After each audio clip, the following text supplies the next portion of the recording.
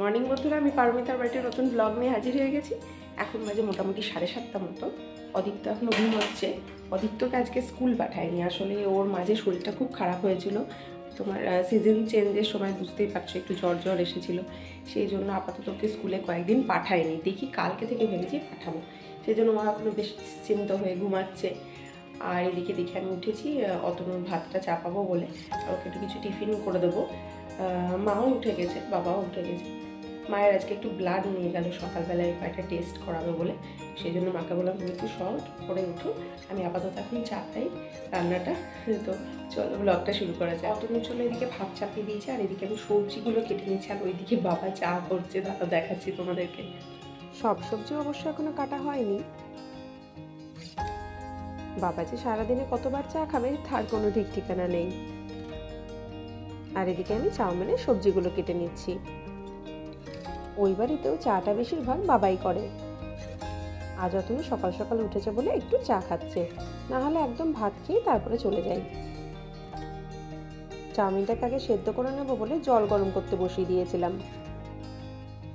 জলে প্রথমে দিয়ে দিলাম একটু লবণ, এবার চাউমিনগুলোকে ভেঙে দিয়ে দিচ্ছি। আর দিয়ে দেবো সামান্য একটু তেল, যাতে চাউমিনগুলো একে অপরের সঙ্গে লেগে না যায়। এই চাউমিন সেদ্ধর সময় যদি একটু লবণ দেওয়া হয় না, তাহলে কিন্তু চাউমিনটা বেশি টেস্টি হয় খেতে, বেশ লবণটা ভেতরে ঢুকে যায় চাউমিনের। আজ যেহেতু ডিম দেবো না, সয়াবিন দেবো, সেই জন্য মিনি চাংসগুলো নিয়ে নিয়েছি, সেগুলোকে একদম চাউমিনের জলেই দিয়ে দিলাম। তাহলে সেগুলো একটু সেদ্ধ হয়ে যাবে, নরম হয়ে যাবে, আর বেশ লবণটাও কিন্তু ভেতরে ঢুকে যাবে। এবার একটু ভালো করে মিশিয়ে দিলাম, একটু ঢাকা দিয়ে দিলাম, চাইলে তোমরা ঢাকা নাও দিতে পারো। তো চাউমিনের জন্য রসুন, গাজর, ক্যাপসিকাম, কাঁচা লঙ্কা, টমেটো, বিনস সব কিছুই কেটে নিয়েছি। আর এদিকে সয়াবিনগুলোকে আগে তুলে নিয়েছিলাম, আর চাউমিনগুলোকে ভালো করে ঠান্ডা জলে একটু ধুয়ে নিয়েছি। চাউমিনগুলো গরম থাকলে একদম গলে যাবে, সেই জন্য। আমি যেহেতু চাউমিনটা একটু বাঙালি স্টাইলে করব, সেই জন্য সাদা তেল আর সর্ষের তেল দুটো মিশিয়ে করব। তোমরা চাইলে শুধু সাদা তেলেও করতে পারো। বেশ অনেক মতো রসুন আমি একটু থেতো করে তেলে দিয়ে দিচ্ছি। চাউমিনে কিন্তু রসুনের ফ্লেভারটা দারুণ লাগে। আর ওইদিকে বাবা মা বসে আছে, তাদের সঙ্গে গল্প করছি আর রান্না করছি। এবার সব সবজিগুলো দিয়ে দিচ্ছি, শুধুমাত্র পেঁয়াজটা এখন দেব না।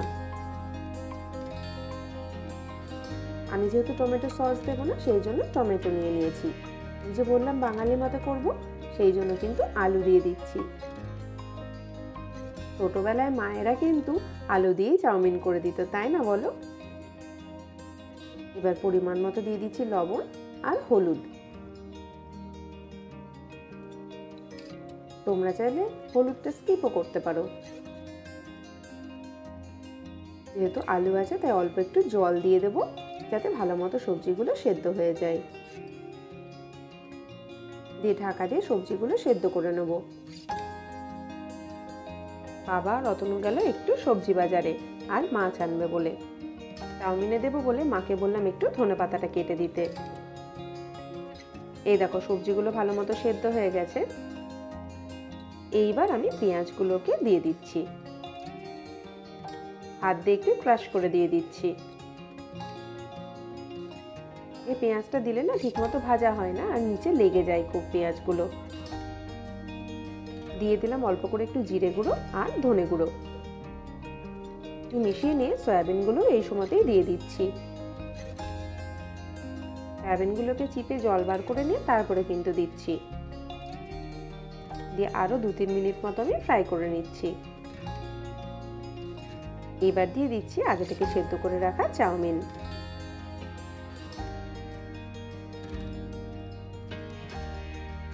প্রথমে একটু মিশিয়ে নিচ্ছি, তারপর বাকি জিনিসগুলো দেব। কড়াইটাকে ঘুরিয়ে ঘুরিয়ে এভাবে মিশিয়ে নিচ্ছি। ভালো করে মিশিয়ে নিয়েছি। এবার এতে দিয়ে দিচ্ছি গোলমরিচ গুঁড়ো।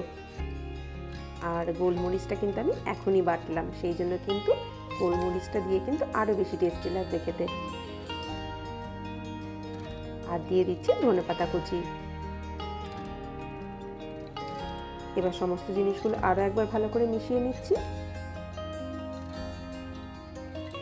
তৈরি হয়ে গেল বাঙালি স্টাইলে বাঙালি চাউমিন। প্রথমে অতনু টিফিনের জন্য একটু তুলে রেখে দিচ্ছি, কারণ ওটা একটু ঠান্ডা করে নেব। চাউমিনটাকে ঠান্ডা করে তারপর টিফিন বক্সে অতনুকে দিয়ে দেব। ওর ধরো টিফিন খেতে খেতে মোটামুটি 1টা বাজে। গরম অবস্থায় টিফিন বক্সে ভরে দিলে না পুরো নষ্ট হয়ে যাবে চাউমিনটা। অতনুর ভাত খাওয়া হয়ে গেছে, ও রেডিও হয়ে গেছে, টিফিনটা দিয়ে দিলাম। অতনু চলে যাচ্ছে ডিউটিতে। এবার আমি, অদিত্য, বাবা আর মা বাড়িতে। কালকে অতনু ডিস্ট্রিক্ট স্পোর্টসে গেস্ট হিসেবে ইনভিটেশন ছিল, সেখান থেকে এই ব্যাচটা উত্তরীয়টা দিয়েছে। এই দুটো জিনিসকে ভালো করে একটু রেখে দিতে হবে। এইদিকে বাবা ব্ল্যাঙ্কেটটাকে রোদে দিয়ে আবার প্যাক করে সামনের বছরের জন্য তুলে রাখছে। আর সত্যি কথা বলতে কি, ছোট মাছ আমি একদমই খুব একটা ভালো বাছতে পারি না, সেই জন্য মা বললো দে, আমি বেছে দিচ্ছি। কি বলতো, বাজার থেকে না সেভাবে ভালো করে ছোট মাছগুলো বেছেও দেয় না, আর না বেছে রান্না করলে তেতো লাগবে তখন খেতে। সেই জন্য মা কলপারে বসে এখন ছোট মাছগুলো বেছে দিচ্ছে, আর এদিকে অদিত্য খেলা করছে, ওর যা কাজ আর কি। আর বাবা এখন খবরের কাগজ পড়তে ব্যস্ত। অদিত্য ছোট বারান্দায় দাঁড়িয়ে আছে, আর বাবা ওর পাশে দাঁড়িয়ে ওর সাথে গল্প করছে। আর এই যে দুজন মিলে খেলা করছে একটু। আসলে শীত তো চলেই গেছে, বেশ ভালো গরম পড়ে গেছে, তাই বাবা আপাতত একটা ব্ল্যাঙ্কেট তুলে দিল। অদিত্যকে নিয়ে বাবা এখন ছাদে যাবে একটু। আর অদিত্যর যে কি ভালো লাগে উল্টো করে জুতো পরতে, আমি বুঝতে পারি না, কিন্তু জানে যে ও উল্টো করে জুতো পরছে, কিন্তু তাও উল্টো করে পরবে। একটু পেলে অদিত্য এখন ছাদে গেল বাবার সঙ্গে। এই একটা সুযোগ, তোমার বাইরের চাদরটা খুব নোংরা হয়েছে, চাদরটাকে তাই চেঞ্জ করে নেবো। ও আসার আগেই চেঞ্জ করে নিই, নাহলে ও এলে ধর আবার এই জিনিস ওই জিনিস সেই জিনিস নিয়ে টানাটানি করবে। তার জন্য ভাবলাম এখনই চেঞ্জ করে নিই। চাদরটা বার করি, কোনটা পাতবো। ওকে নিয়ে কাজ করা তো জানো, সব কিছু উলঢাল করবে, সব নিচে রাখবে, উপরে রাখবে, ওই সব করবে। তার থেকে ছাদে কিছুক্ষণ থাকবে, খুব রোদ অবশ্য বেশিক্ষণ থাকতে পারবে না, তা করতে করতে আমি চেঞ্জ করে নেবো। বাইরের খাটের অবস্থা তো দেখতেই পাচ্ছ, প্রতিদিনই গোছানো হয় আর প্রতিদিনই এভাবেই অগোছালো হয়। এমনই অবস্থা যে বসার জায়গাটুকু পর্যন্ত নেই। এই জন্য ভাবলাম অদিত্য যখন উপরে গেল একটু পরিষ্কার করে নিই। জিনিসপত্র ওঠাতে নামাতেই সময় শেষ। একটা বড় চাদরকেই ভাঁজ করে একসঙ্গে ভাঁজ করে পেতে দিচ্ছি। ছোট চাদর খুব বেশি নেই, 2টো কি 3টে আছে, সেই জন্য এই বড় চাদরগুলো মাঝে মধ্যে আমি পেতে দিই। চাদর পাততে তো বেশি সময় লাগে না, কিন্তু এই যে জিনিসপত্র সাজাতে গুছাতে ঠিক করতেই যেন বেশি সময় লাগে। এই যে অদিত্যর পড়ার ব্যাগ, বই, স্কুল ড্রেসের জন্য আলাদা ব্যাগ, তারপরে জরুরি কিছু খাতাপত্র, স্লেট, খেলনা, ম্যাও, মোটু পাতলু, জিনিসের আর শেষ নেই। আর এই যে ওর খেলনার জিনিসগুলো, মানে আমার জিনিসই ওর খেলনা। খাটটা তো মোটামুটি গুছানো হয়ে গেছে, অদিত্যও আসছে, একদম ঠিক টাইমে হয়েছে, মানে কোনো রকমেই হয়েছে। এবার ভাবছি শাকটাকে একটু সেদ্ধ করতে দিয়ে দেবো। তোমার পাটের শাক করব, আর ছোটো মাছ এনেছে অতনু, ছোটো মাছের বেগুন আলুতে তরকারি করব, আর যদি কিছু একটা ভাজাভুজি করে নেবে। যে অদিত্য চলে এসেছে, তারা দেখাচ্ছি। বলো তোমার কি খবর? কি এনেছিস ছাদ থেকে? ফুল নিয়ে এসছিস? ছিঁড়ে নিয়ে চলে এলি ফুলগুলো কেন? খেলা করবা? বেশ, আমি বিছানাটা কিন্তু গুছালাম, তুমি কিন্তু নোংরা করবে না। সে এখন খেলা করতে বেশ ব্যস্তই, তাই ভাবলাম এদিকে শাকটা চাপিয়ে দিই। পাটের শাক করব, মা শাকটাকে কেটে দিয়েছে, ভালো করে ধুয়েও দিয়েছে। প্রথমে জল দিয়ে শাকটাকে ভালো করে সেদ্ধ করে নেব। আর এদিকে মায়ের সাথে আর বাবুর সাথে গল্প করছি। শাকটা সেদ্ধ হতে হতে মাছের যে সবজিগুলো লাগবে সেগুলো আমি কেটে নেব। ঢাকা দিয়ে ফ্লেমটা মিডিয়াম করে দিলাম। এই দেখো বাবা বসে আছে আর অদীপ্ত খেলা করছে। মা সবজিগুলো ধুয়ে রেখেছিল, সেগুলোকে একটা একটা করে নিয়ে আসছে আর দেখো খাটে রাখছে আর খেলা করছে। সবজি ধুয়ে রাখার উপায় নেই, আমিও যখন ধুয়ে রাখি একটা দুটো করে নিয়ে নিয়ে ওর খাটেই অর্ধেক সবজি। হ্যাঁ ধোয়া হয়েছে, মা ধুয়েছে যে। একবার দাদানের দিকে তাকাচ্ছে, একবার আমার দিকে তাকাচ্ছে, ভাবছে কে কি পটল নিলি, এই জন্য অল্প অল্প করে পটলটা নে, এই তো পটল নিয়ে যাচ্ছে ভয়ে ভয়ে। কি দিয়েছিস? এইভাবে নিয়ে যেতে যেতে এই সবজিগুলোর নামও শিখে গেছে। কই দেখি পটল। ও বেশ। আর বেগুন কোনটা? বেগুন, আচ্ছা। আর কাঁচা কলা? কাঁচা কলা, হ্যাঁ। আর গাজর,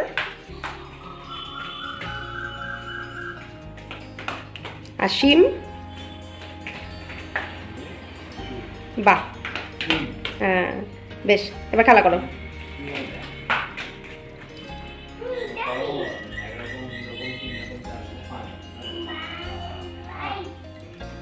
বাংলায় কোনো এবার 1 2 3 4 5 না, আর নিতে হবে না। আর কি নিবি? সবই তো নিলি। আবার বেগুন নিচ্ছি। ছোট মাছের তেলগুলোকে রেখে দিয়েছে কি একটা রেসিপি করবে বলে। সবই তো নিয়ে চলে যাচ্ছিস, তা রান্না করবোটা কি? হ্যাঁ, মা বাবাকে ব্রেকফাস্টটা খেতে দিচ্ছে আর এদিকে আমি সবজিগুলো কেটে নেব। ছোট মাছটা রান্না করব বেগুন দিয়ে, বেগুন দেব, আলু দেব, পেঁয়াজ দেব। বেগুনের বদলে পটল দিয়েও তোমরা করতে পারো, সেটাও কিন্তু বেশ ভালো লাগে।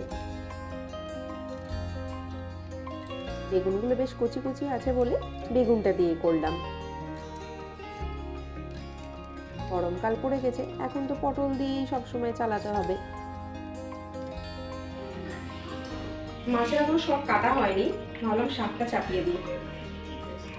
অল্প একটু তেল দিলাম, খুব বেশি তেল লাগে না এই পাটের শাকটা। কালো জিরে কিন্তু দিতেই হবে অবশ্যই, 1 টিস্পুন মতো কালো জিরে দিলাম। আর এদিকে তোমার দিয়ে দিচ্ছি হলুদ, লবণটা একটু পরে দেবো। আর কত করতে কাঁচা লঙ্কাটা দিয়ে দিলাম। আর এখানে রসুন দিয়ে দিচ্ছি থেতো করে। রসুনটা কিন্তু একটু বেশি করে দিতে হবে, তবেই কিন্তু খেতে দারুণ লাগবে। আর আমার এমনিতে রসুনের ফ্লেভারটা খুব ভালো লাগে, মানে যাতেই রসুন মানে দেওয়া থাকে সেটাতে একটু বেশি বেশি করেই দিই। আর উপকারিতা তো আছেই রসুনের, অবশ্যই সেখানে একটু বেশি করেই দিই আমি। একটু লবণ দিয়ে দেবো, তারপর শাকগুলো দিয়ে দেবো।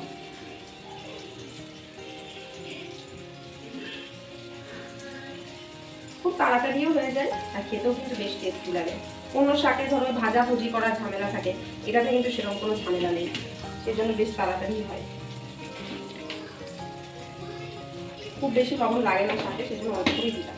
ফ্লেমটা বাড়িয়ে দিলাম, মানে দিতে দিতে না আগের রকমগুলো পুড়ে যেত, তখন আর ভালো লাগতো না। মোটামুটি ফ্রাই করা হয়ে গেছে।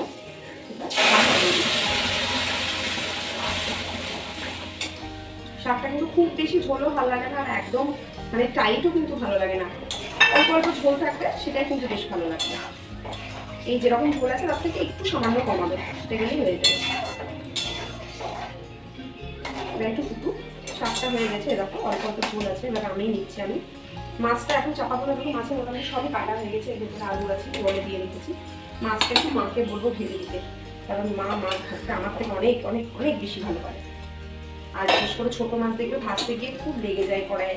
বড় মাছ যাই হোক ঠিক আছে, তাই ভেবেছে মাকে একটু মাছটা ভেজে দিতে বলবো, আমি রান্নাটা করে নেবো। আবার কি বললো মা ছোটো মাছের তেল দিয়ে কিসব একটা করবে, তাই বললো। সেটা আমি জানি না কীভাবে করে, তোমাদেরকে তো অবশ্যই শেয়ার করবো। কি সর্ষে টর্ষে দিয়ে সব করবে বললো, রেখে দিই আপাতত।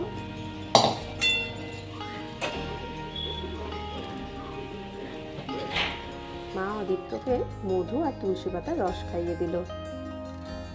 এবার মা পুজো করছে।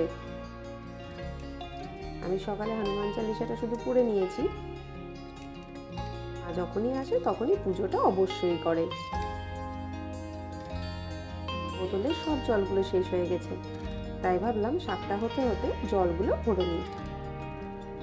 আর এই যে ঘরে বসে অদীপ্ত আর দাদান খুব খেলা করছে আর টিভি দেখছে। এই যে অদীপ্ত এখন পটেটো সেলার হয়েছে। এইটা হচ্ছে ট্রাক্টর গাড়ি আর চেয়ারটা হচ্ছে ট্রাক্টর গাড়ির পেছনের অংশটা। এখানেও সমস্ত জিনিসপত্র রেখে এখন খেলা করছে।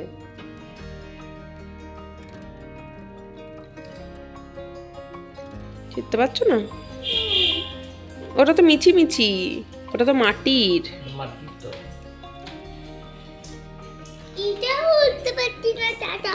ওটা কাঁচা কলা। বুঝতে পারছো না? করিস না, রেখে দে। আর এই যে মাকে দিয়েছি সব থেকে বড় কাজটা করতে, সেটা হচ্ছে যে ছোট মাছগুলোকে ভেজে দিতে। ছোট মাছগুলো ভাজতে ভাজতে আমার অদীপ্তকে স্নান করানো আর ভাত খাওয়ানো দুটোই হয়ে যাবে। আসলে আমার ছোট মাছ ভাজতে একটু অসুবিধেই হয়। অদীপ্তকে খাওয়ানো, স্নান করানো সব কমপ্লিট হয়ে গেছে। মা আজকে তেল মাখিয়ে দিয়েছিল, মানে মাখছে মায়ের কাছে, এটাই বিশাল বড় ব্যাপার। আগে তো ছোটবেলায় মাখতেই চাইতো না, যাই হোক এখন একটু বড় হয়েছে, বুঝতে শিখেছে। যাই হোক তেল মাখিয়ে দিয়েছিল মা, স্নান করিয়ে দিয়েছি, ভাত খাইয়ে দিয়েছি। মা মাছগুলো ভেজে রেখেছে, তোমরা তো দেখলে। তা করতে করতে আমিও স্নানটা করে নিয়েছি। এবার তোমার মাছের তরকারিটা করব।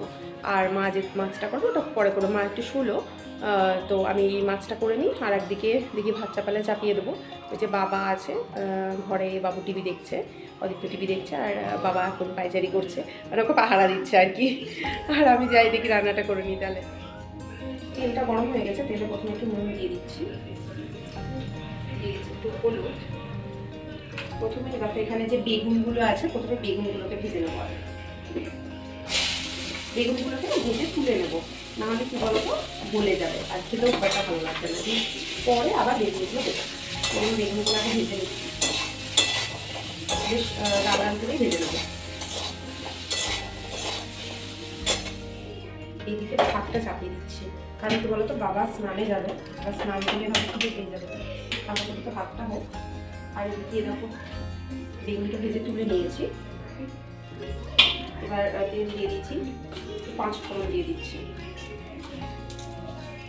হলুদ, দিয়ে দিচ্ছি লবণ। এবার দিয়ে দেবো আলু আর পেঁয়াজগুলো একসঙ্গে দিয়ে দেবো।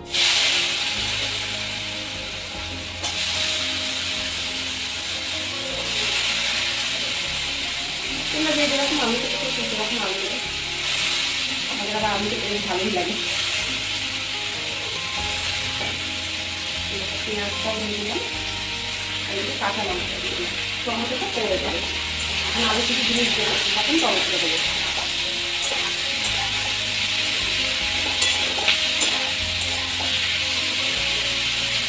পেঁয়াজগুলোকে একটু ভেজে দিচ্ছি, তাহলে ভাতটা ফুটে যাবে।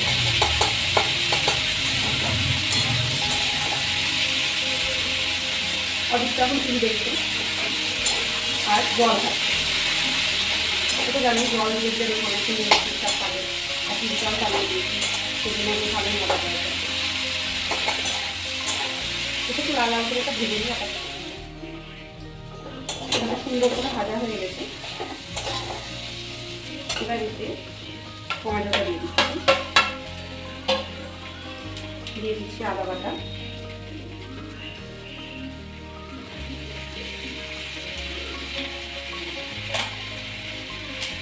রসুনটা কিন্তু একটু বেশি লাগবে, আদার তুলনায় রসুনটা একটু বেশি দিলাম। আর দিয়ে দিচ্ছি জিরে গুঁড়ো, অল্প করে দিচ্ছি ধনে গুঁড়ো,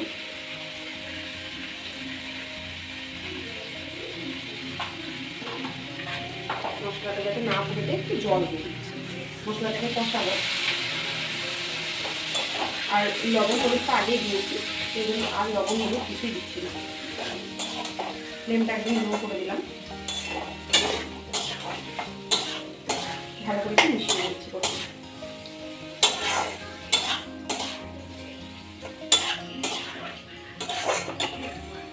এখানে একটু ঢাকা দিয়ে দেবো। বেগুনটা কিন্তু এখন দেবো না, মাছটাও এখন দেবো না, এটা তোমার কষানো হবে, তারপর একটু জল দেবো, দিয়ে সেদ্ধ হবে, তারপরে বাকি জিনিসগুলো দেবো।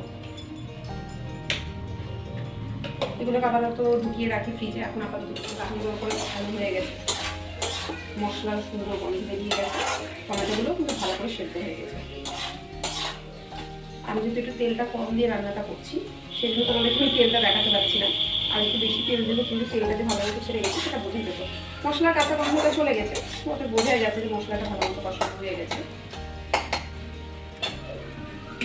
হাই করে দিলাম।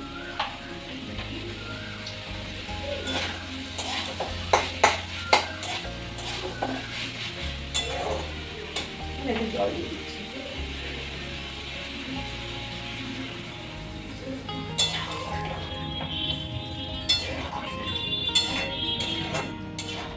আলুটা যখন সেদ্ধ হবে সেই অনুযায়ী মোটামুটি একটু জল দিতে হবে।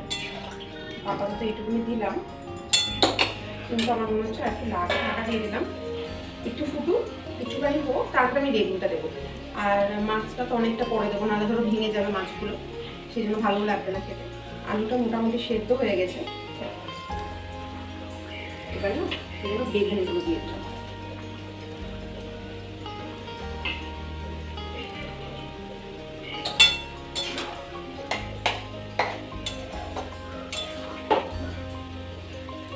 মোটামুটি সেদ্ধ হয়ে গেছে, বেগুনগুলো একটু থাকুক ঝোলে, আরো 3-4 মিনিট মতো হোক। এরকম মা কি সুন্দর মাছ ভেজে দিচ্ছে, ওদেরকে দেখাচ্ছি। এরকম কি সুন্দর মাছ ভেজে দিচ্ছে, আমি হলে হয়তো আসতে পারতাম, কিন্তু এত সুন্দর ভাজা হতো না, সেই জন্য মাকে বলেছিলাম মাছগুলো ভেজে দিতে। আর এই যে এখানে অদিত্য জল খাচ্ছে আর টিভি দেখছে।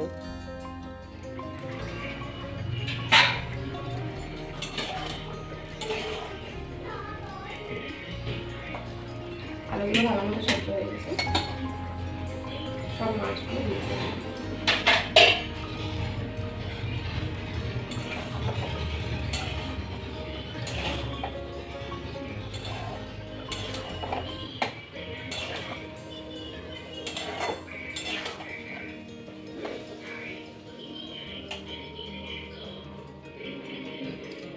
দু একটা আলু না একটু মেখে মেখে দিচ্ছি।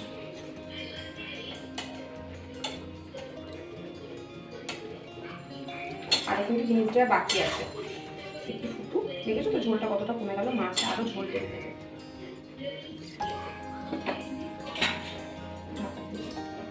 মাছের ঝোলটা প্রায় হয়ে এসেছে, আর অদিত্য ওদিকে তোমার রং করতে খুব ব্যস্ত, দাঁড়াও দেখাচ্ছি।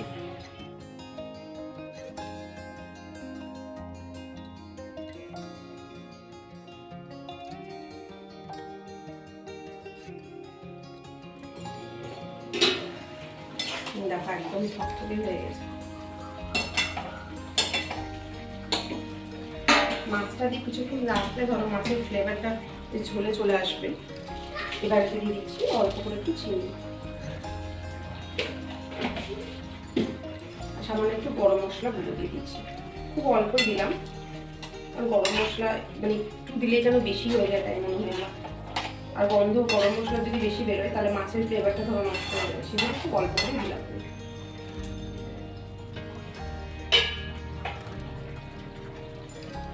এই বুঝতে পারছো কতটা টেস্টি হয়েছে খেতে। অবশ্যই কিন্তু একবার বাড়িতে ট্রাই করো আর আমাকে জানিও যে কেমন হয়েছে। আর এই দেখো এদিকে ছোট মাছের তেল আর অল্প অল্প ছোট মাছ রেখেছিল মা, খুব ছোট ছোট গুলো। দিয়ে দিল তেল, হলুদ, আর দেবে হচ্ছে লবণ। আর কিভাবে মা রান্নাটা করছে সেটা আমি শিখে নিচ্ছি, যাতে আমিও পরে করতে পারি।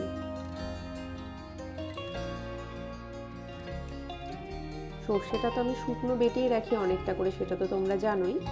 সেই বেটে রাখা সর্ষে আমি দিয়ে দিলাম মোটামুটি 1 টিস্পুন মতো।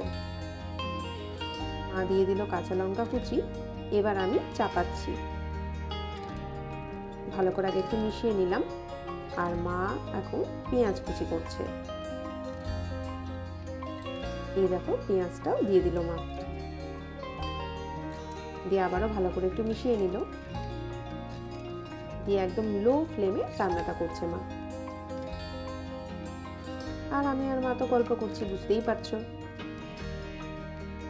মাছের এই রেসিপিটা গরম ভাতে খেতে কিন্তু খুব ভালো লাগে। হালকা একটু তেতো লাগে যেহেতু মাছের তেল আছে সেই জন্য, কিন্তু একটু লেবু নেবে তাহলে কিন্তু দারুণ লাগে খেতে। একটু পুড়ে পুড়ে লেগে যাচ্ছে বলে মা মাঝে মধ্যে নামিয়ে নিচ্ছে। আসলে পরিমাণটা খুব কম তো। এই দেখো মাছের রেসিপিটা হয়ে গেছে। মা এবার ফ্লেমটা বন্ধ করে দেবে, দিয়ে বাবাকে খেতে দেবে। আমি মাছের তেলের আগে এরকম কোনোদিনও রেসিপি খাইনি, আজকেই প্রথম খাবো। তোমরা কি কখনো এভাবে ট্রাই করে দেখেছো মাছের তেল রান্না? না করে থাকলে কিন্তু অবশ্যই করো, কারণ মায়েদের হাতের রান্না কোনোদিনই খারাপ হয় না, তাই না বলো? এই দেখো আজকে মাছের তেলে স্পেশাল রেসিপি। রান্না টান্না সব কমপ্লিট, তোমরা তো দেখে নিলে। আজকে তাহলে ব্লগটা বন্ধুরা এখানেই শেষ করছি। ওকে, বাই।